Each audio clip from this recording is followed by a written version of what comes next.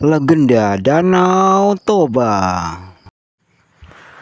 Pada zaman dahulu kala, ada seorang pemuda yang bernama Toba. Ia merupakan seorang yatim, dan untuk memenuhi kebutuhan sehari-hari, Toba bekerja di ladang. Sesekali ia mencari ikan di sungai yang terletak tidak jauh dari gubuknya. Ikan hasil ia memancingnya kerap dijadikan lauk, dan bila lebih ia akan jual ke pasar. Pada suatu hari, sepulang dari ladang, Toba memancing ikan di sungai tersebut. Ia sangat berharap untuk mendapatkan ikan yang sangat besar, yang dapat dengan segera dimasaknya untuk dijadikan sebagai lauk. Tidak berselang lama, ia melemparkan pancingnya ke sungai. Mata kailnya langsung disambar oleh ikan.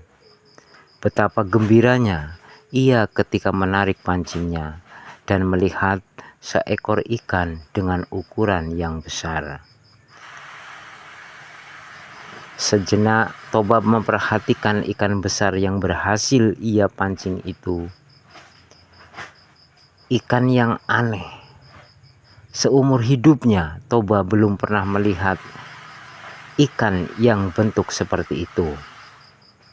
Warna ikan tersebut kekuningan, serta sisik-sisiknya yang kuning keemasan tampak berkilauan.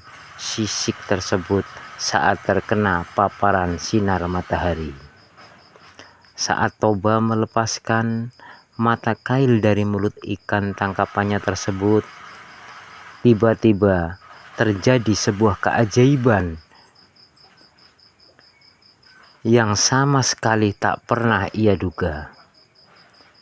Ikan aneh itu berubah menjelma menjadi seorang perempuan yang manis, cantik, dan elok. Toba terheran-heran ketika melihat keajaiban yang berlangsung di hadapannya. Ia hanya berdiri, tak percaya, dengan bola mata membulat serta mulut melongo. Ikan tersebut berbicara, "Tuan,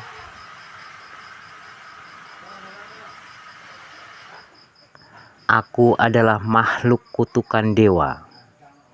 Aku dikutuk karena melanggar larangan. Sudah ditakdirkan kepadaku bahwa aku akan berubah wujud menyerupai makhluk apa saja yang memegang atau menyentuhku.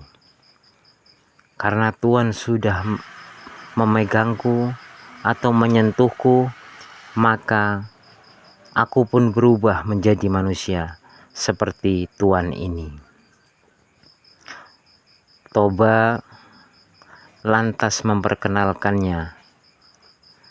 Begitu juga sebaliknya perempuan itu. "Namaku Putri, Tuan." Toba lalu memikirkan sesuatu dan menjelaskan pemikirannya tersebut kepada Putri. Pemikirannya ialah untuk memperistri Putri, karena Toba sangat terpesona dengan kecantikan si putri jelmaan ikan itu. "Bersediakah kau menikah denganku?" tanya Toba kepada Putri. "Baiklah, aku bersedia, Tuan. Selama Tuan juga bersedia memenuhi satu syarat yang kuajukan," jawab Putri. "Syarat apa yang kau inginkan? Sebutkanlah, aku pasti akan memenuhinya." "Permintaanku hanya satu.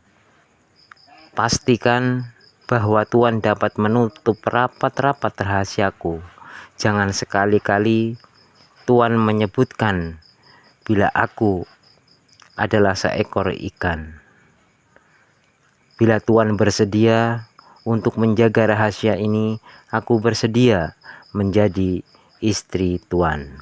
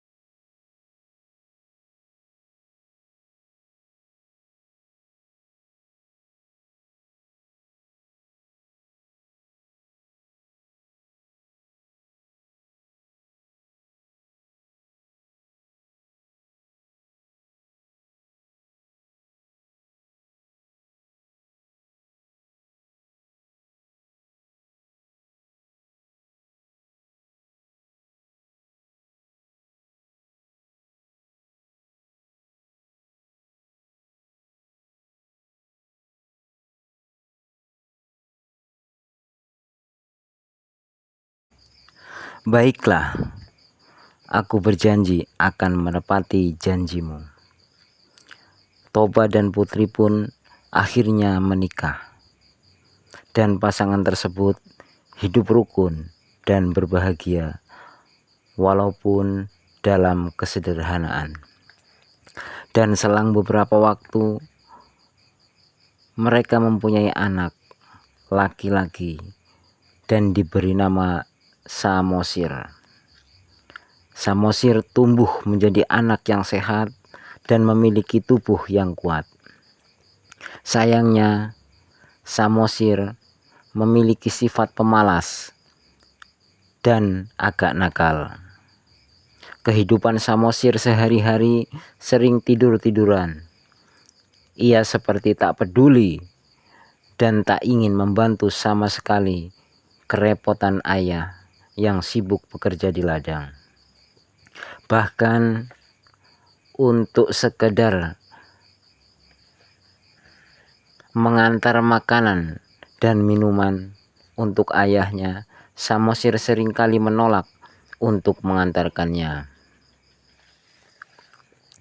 Semakin hari semakin bertambah malas kelakuannya. Hal tersebut karena sang ibu sering memanjakannya. Apapun yang ia minta oleh Samosir akan selalu diusahakannya. Samosir mempunyai nafsu makan yang sangat kuat, dan Toba pun harus bekerja lebih keras lagi supaya bisa memenuhi keinginan makan anak. Semata wayangnya yang luar biasa itu, pada suatu hari Samosir diminta ibunya untuk mengantar makanan ayahnya yang sedang bekerja di ladang. Samosir pada mulanya enggan untuk menjalankan perintah ibu, yaitu mengantar makan ayahnya. Meski demikian, ibu memaksa dan merayu Samosir hingga akhirnya Samosir pun mau menjalankan perintah ibunya, meski dengan wajah yang sangat muram. Samosir pun berjalan sambil membawa makanan dan minuman untuk ayahnya. Di tengah perjalanan, Samosir merasa lapar, lalu ia pun berhenti di tengah jalan dan makan makanan yang dibawanya. Samosir sangat ketakutan tidak dihabiskan ketika mendengarkan hanya tersisa ayahnya. Sedikit. Samosir lalu dengan cepat melanjutkan langsung perjalanannya menuju ke ladang, ke rumah, dan saat tiba di ladang lalu memberikan pada saat sampai di rumah kepada ayah dan bertemu ibunya. Tak disangka ceritakan bahwa janjinya tersebut, bahwa ayah marah yang sangat berlangsung bahwa telah melanggar sumpah janjinya adalah keturunan seekor bersalang-lama. Samosir mendengar ketika melihat pengaduan tersebut dari Samosir yang berpegang tangan, ibunya menjadi sangat sedih. Toba langsung dalam hitungan sekejap kesal menanyakan kepada dan Samosir, anaknya tersebut mengapa menghilang, bekalnya tinggal sedikit, dan keajaiban pun terjadi pada bekas pijakan kaki ibunya. Dan Samosir tiba-tiba dengan wajah yang polos. Samosir pun menjawab, "Tadi di jalan semakin lama semburan air tersebut semakin besar. Terus aku makan, tapi dalam aku sisain sedikit. Permukaan tanah mulai tergenang, dan tak lama Toba seketika itu rumah tak bisa menahan emosinya pun, dan Toba tenggelam di waktu itu hingga pada akhirnya dasar terbentuklah sebuah keturunan ikan yang sangat luas di tempat itu. Penduduk sekitar lalu menamai danau tersebut dengan nama Danau Toba.